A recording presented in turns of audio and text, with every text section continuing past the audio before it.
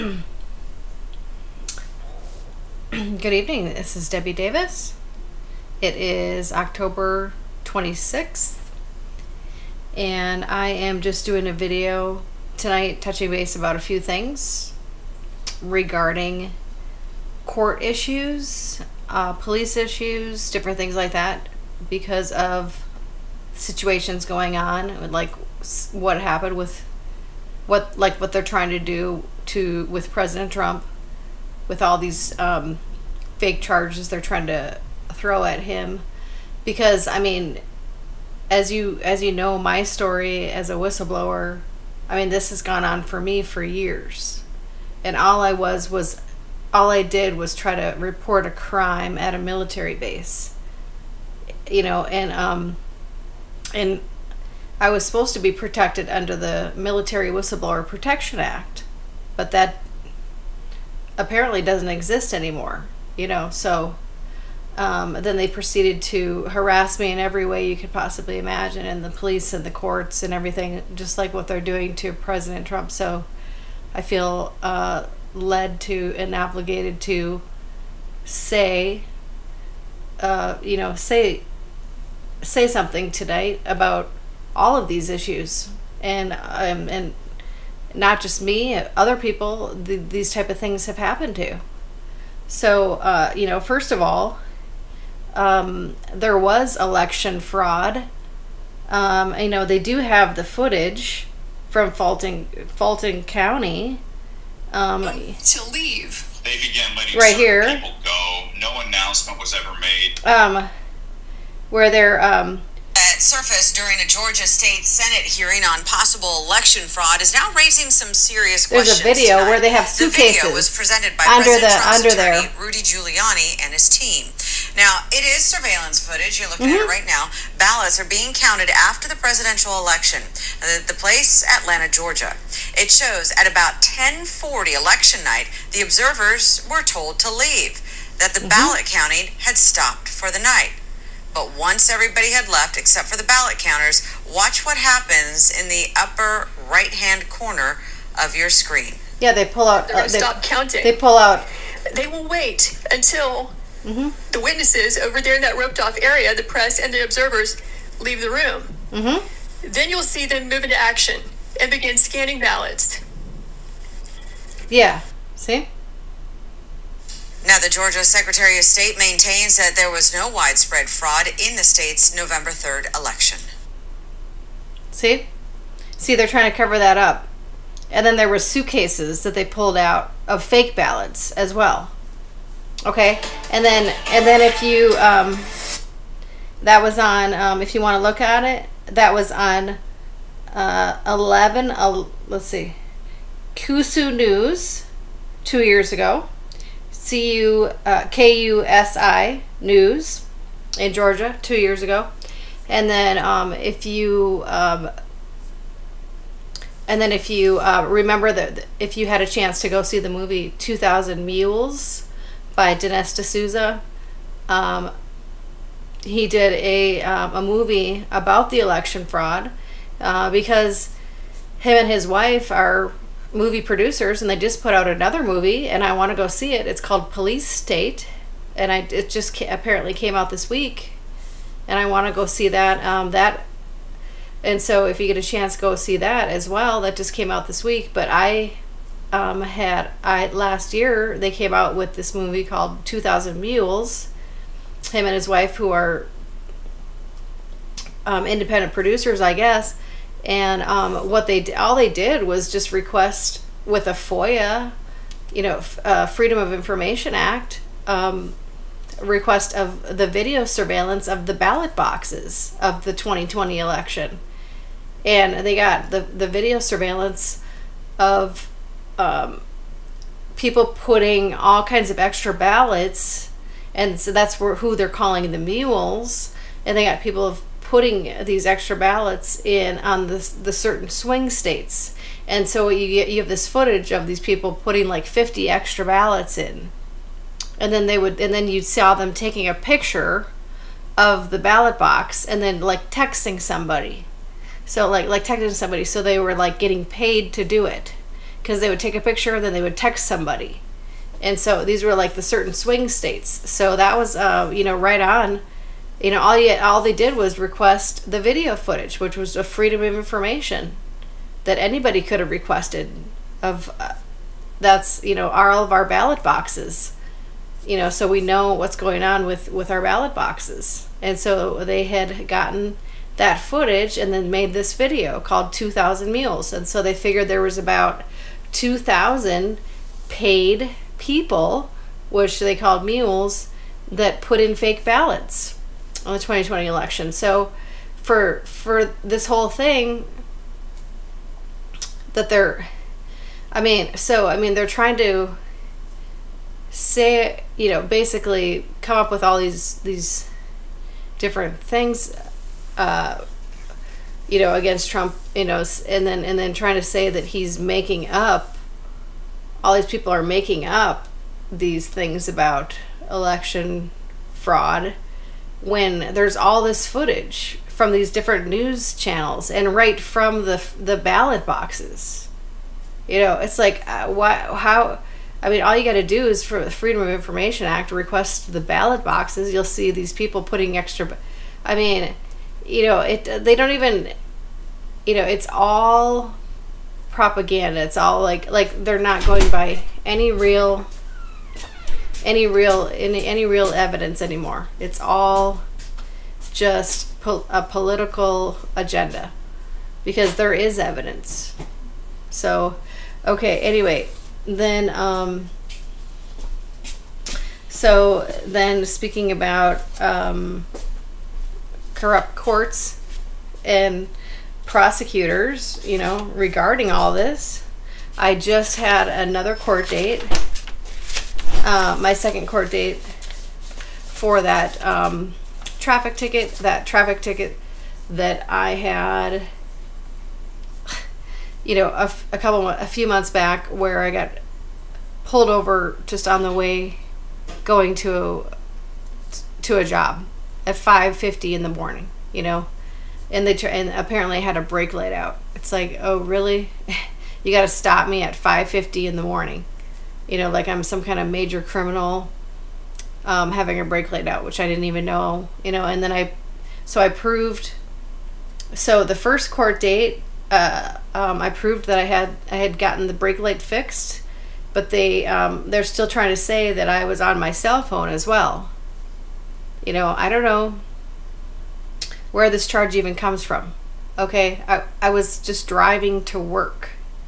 So, you know, whatever he saw, you know, if he saw me move or you know, pick up something, maybe it was my purse, maybe it was something, I mean, you know, if you don't have footage and can't prove, you know, anything, then you don't have anything. And that's what I keep saying in this court date. It's like, I was driving to work. I don't know what he thinks he saw, but, you know, I keep requesting the footage of what you're supposedly saying of this wireless charge. So they're trying to charge, you know, I got the brake light fixed, but then they're trying to charge me with a wireless communications charge. Okay, so I had one stupid court date, and the judge, and I requested the footage from the judge, and I had that right on my channel.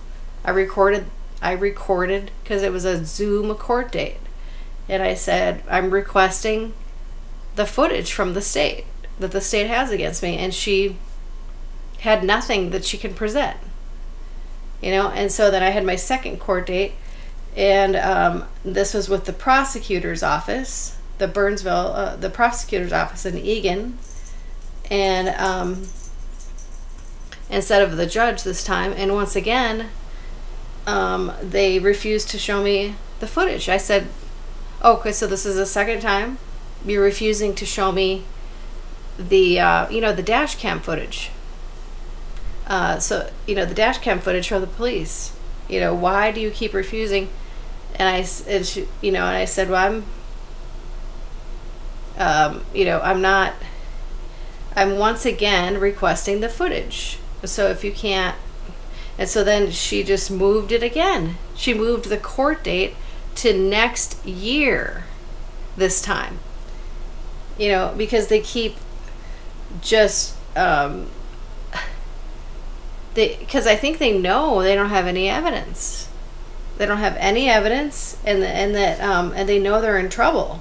I think that what's happening is I think they know they've been caught in a lie and trying to charge somebody without any evidence, and so that's why they just keep moving it and moving it. And this kind of thing has happened before, you know, multiple times. Many people, way too many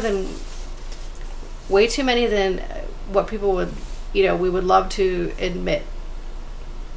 So, and then I did some research on this prosecutor's office in Eagan, and because they were, I mean, they were just awful.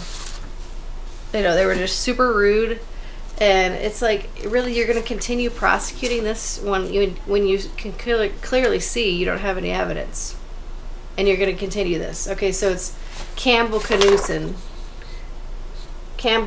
in Eagan, Minnesota. Okay, and then I was looking at the reviews, and it's, you know, it's got, okay, Campbell Knutson Law Firm not only conducts frivolous prosecutions and misrepresentation of Dakota County Attorney's Office, but also defies what is called due process, another constitutional civil right and legal virtue. And 3 attempts to request a motion for discovery, motion to compel discovery. Campbell Knutson Law Firm refused to comply in releasing all of what is state's evidence in an active prosecution. So somebody else is saying the same thing, basically. They refuse to comply with releasing the state's evidence. Okay, so I found that review online, and then another review. They don't return phone calls, had my license suspended, refused to give me an answer as to why, had a warrant issued for my arrest even though I wasn't living in Eagan at the time. Okay, just crazy stuff, right? Okay, literally the worst excuse for a professional business. All right. So, you know, these people don't have the best reputation. Okay, and then I'm thinking, and then I remember, so then I had an incident years ago. You know, I've talked about this before too, where I was getting pulled over when I first moved back from Arizona multiple times. And so this was in 2013 through 15. I got pulled over multiple times, like over 30 times. And I thought, okay, this sounds like one of the, this place sounds familiar. I think this is one of the ones that was prosecuting me before. Okay, so it's sure enough it was. So I looked up the telephone number, and I looked up the, okay, so this was years ago. I had gotten this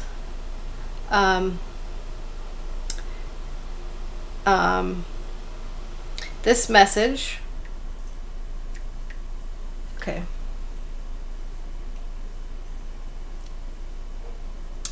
So I had gotten this message. Okay, so I'd been pulled over. I don't even remember why, but I had been pulled over multiple times between 2013 and 15, being targeted because I was a whistleblower on a targeted individual program that I had been put on, where I was being targeted by the police, and and so he pulled me over for no reason, and then he was trying to charge me with not having my license changed over from Arizona to Minnesota within exactly 90 days.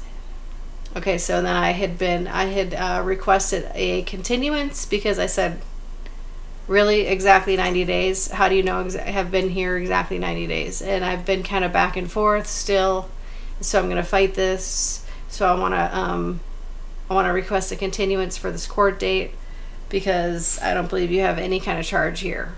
You know, you can't prove how long I've been here. and I've been back here, and you know, so anyway, so this was, I still have the recording. I had saved it because because I ended up getting arrested even after they told me that I had been granted a continuance. So that's why I saved this recording. I'm calling you back regarding your request for a continuance. Hi, this is Brenda calling from the Burnsville City Attorney's Office. This message is for Debbie Davis. I'm calling you back regarding your request for a continuance of your jury trial. I had to ask one of the prosecutors if they would agree to continue this.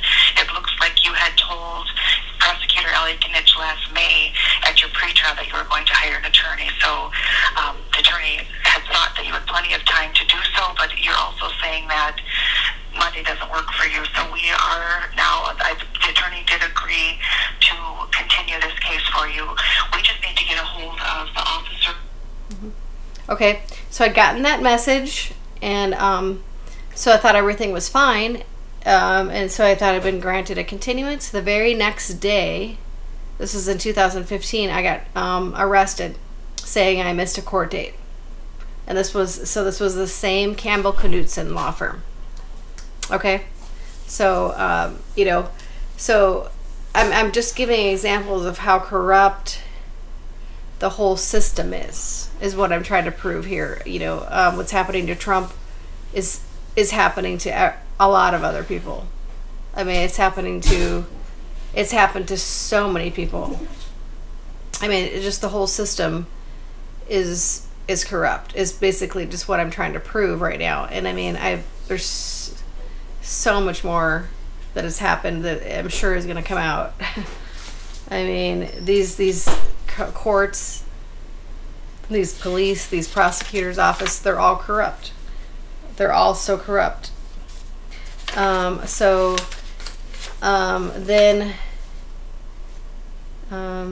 Okay, so then I was arrested anyways. Okay, so then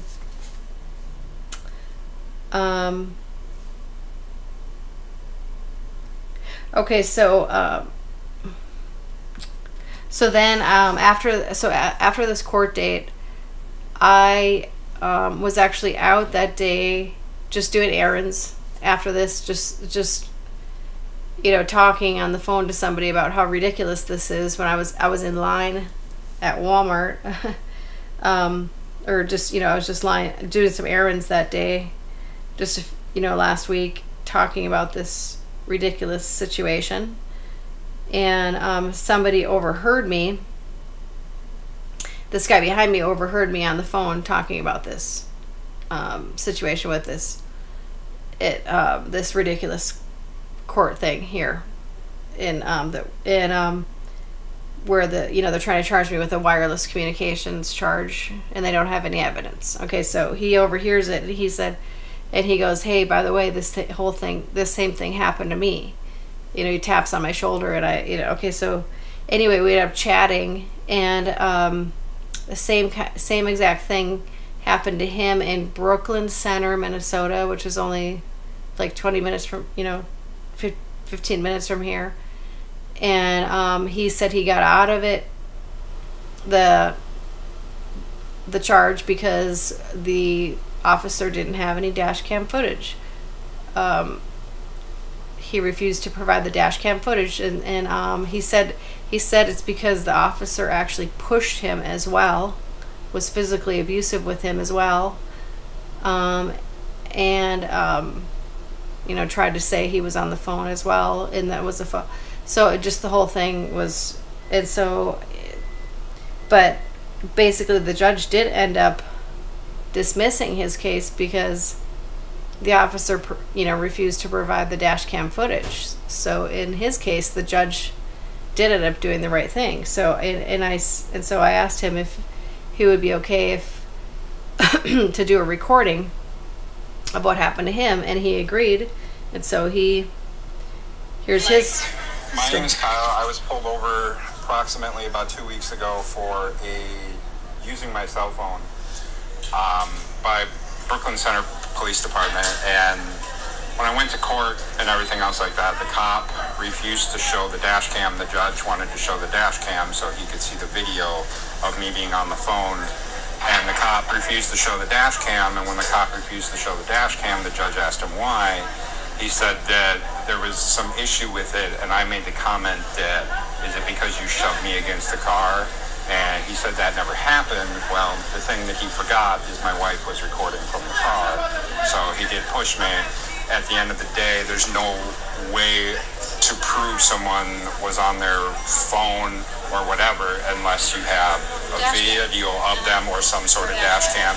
Same thing goes with speed limits and stuff like that. Unless you can print out and show me the actual gun where it registered me. I'm not saying I don't believe cops. I'm just saying I like proof sometimes, because when 100 cars are going by, how do I know it's my car or whatever the case may be? I believe that law enforcement is corrupt and we've got more problems than we could ever know.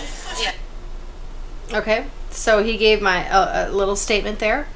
We have both had many issues with the local cops here, and then I found another incident from years ago. That, you know, because if you think this is something new, you know, it is not. This has been happening for years.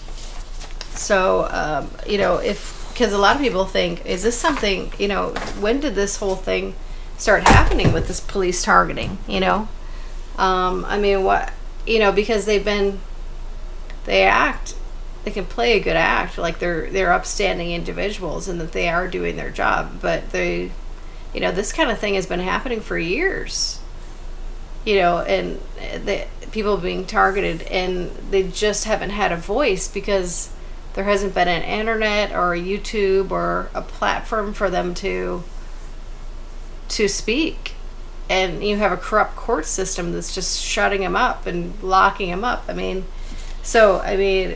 So this is just coming out now, these type of things. And so years ago, there was an incident here where this guy named Oliver Kyle got pulled over. Oliver Kyle, a black jazz musician and student, was pulled over 9 times in 6 weeks in 1969 while traveling from his apartment in Minneapolis, Dinkytown, to the Point Supper Club in Golden Valley, where he performed as a jazz musician.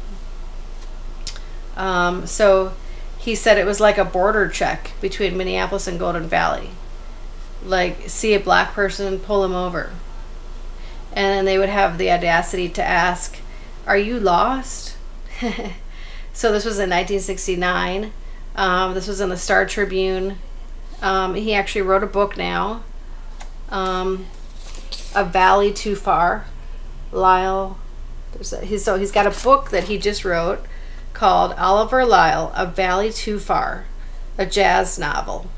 Okay, so if you want to check that out, it's in this article came out in October 9th, 2021, and right after the George Floyd incidents here. It was like a whole jazz musician reflects on a historic civil rights lawsuit. Because of the incident with George Floyd, his story came to light. So basically,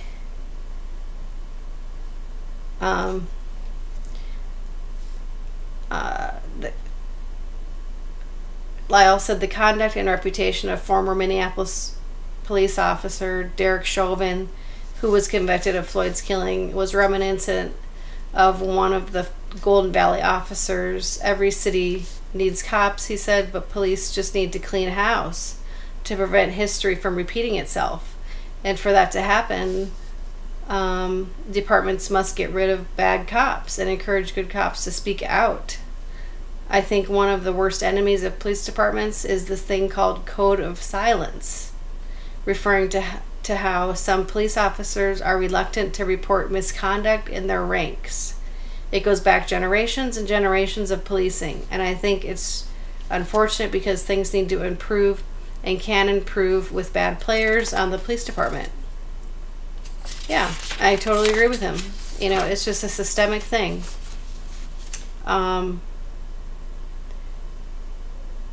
You know, it's an equal audit of police policies and policy practices that includes training to combat systemic racism. Yeah, I mean, all this kind of stuff. You know, this is a guy that's been through it like I have. So he was awarded, in 1969, he was actually awarded, he did end up winning his lawsuit, because he proved, so, okay, he did end up winning a lawsuit. 3 officers were found guilty of conspiring against Lyle, who was awarded $4,000 in 1969. Kate was noteworthy in Minnesota in civil rights history. Okay, because people of color in 1970 did not have equal access to the court system. Think of all the barriers, and Mr. Lyle overcame them all. He took on the system and convinced not just a lawyer, not just an all-white jury, but also a judge that justice needed to be served. Okay, so that was a historic thing that happened here in Minneapolis, and I thought that was pretty interesting in 1969. So I wanted to share that tonight, and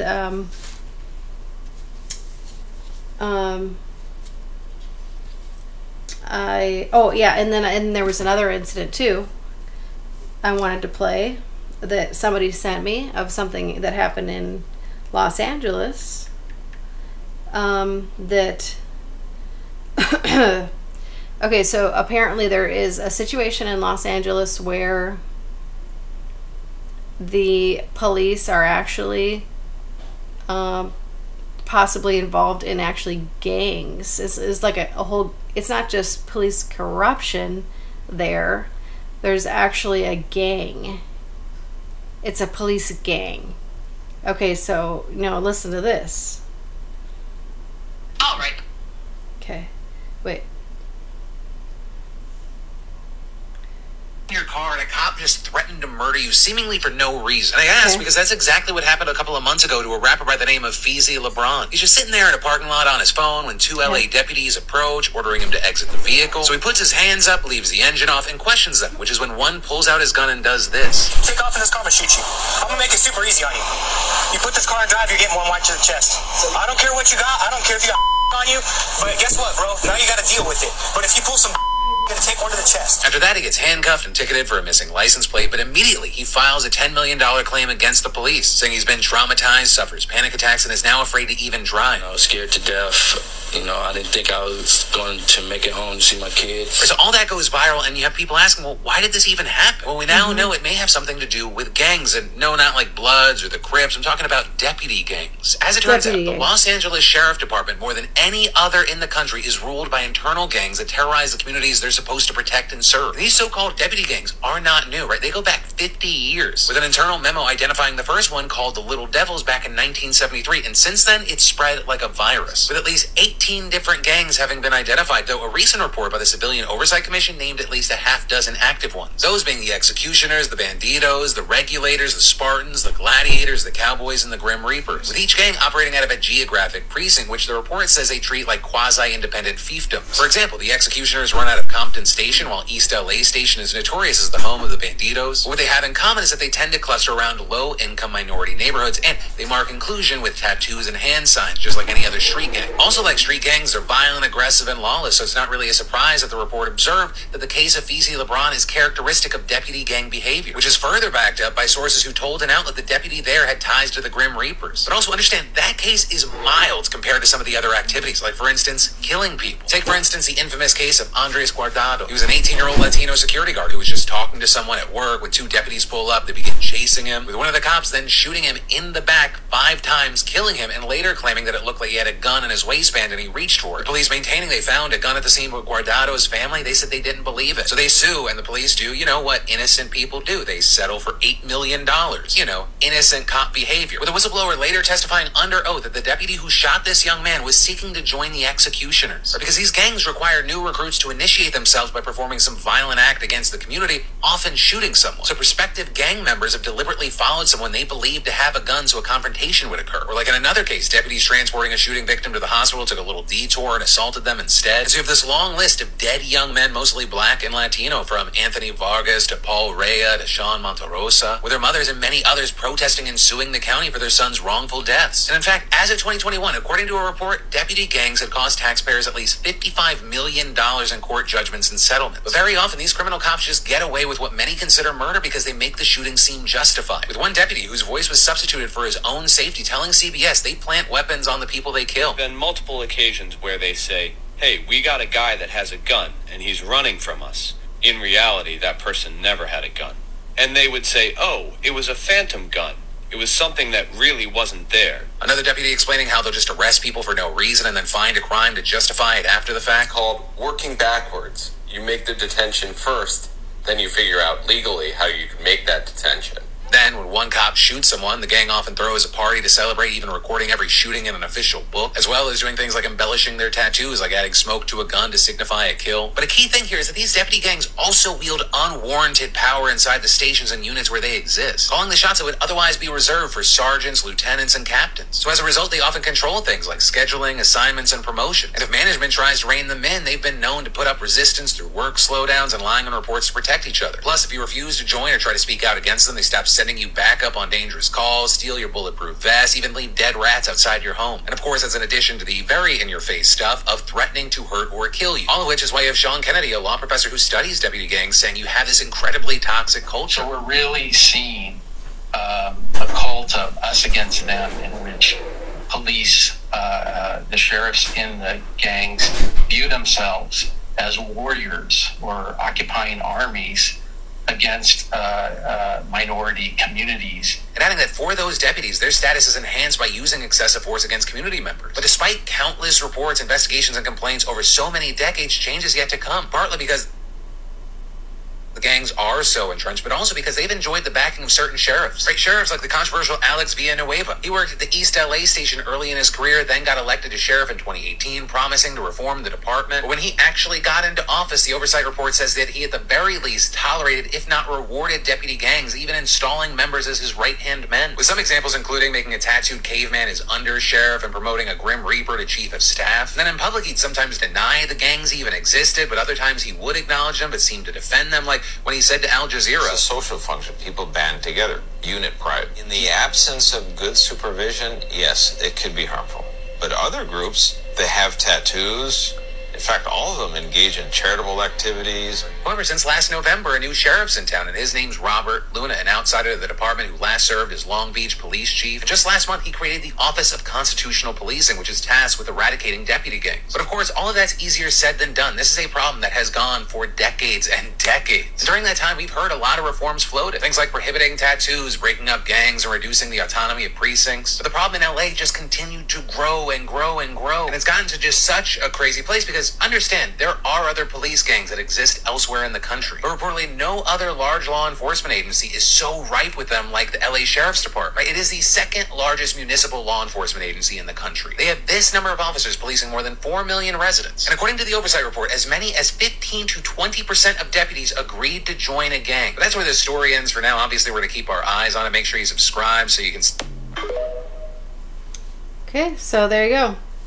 So, anyway, so I wanted to share with you how entrenched, you know, this kind of stuff is with the police and the courts, and, you know, it's like they're encouraging this type of behavior, this type of corruption, and they have been, you know, for years, because we've had so much corruption at the top in our country that has trickled down in every area: police, the courts, the political, you know. So it's just every single system.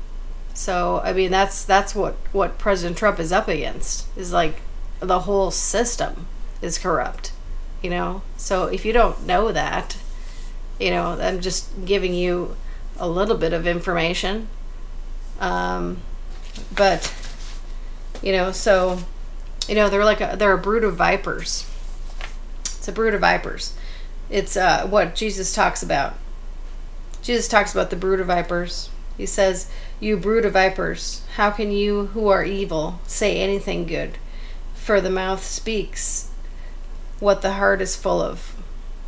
You know, that's what these people are, just a brood of vipers that are coming after him, and that are trying to you know, do these type of all this type of corruption. That's what, you know, they're called a brood of vipers. He called them basically they're in the, they're followers of Satan or whatever. I mean, you know. Also James 2:13 talks about there will be no mercy for those who have shown no mercy, but if you have been merciful, God will be merciful to you. So, you know, these people aren't showing any mercy, so they won't be shown any mercy. Okay, so that's how it goes. So, all right. So that's what I have to say tonight. And these people need to understand that they will also be judged. There's also a judge watching them, you know, that will be judging them very soon. Okay, God bless.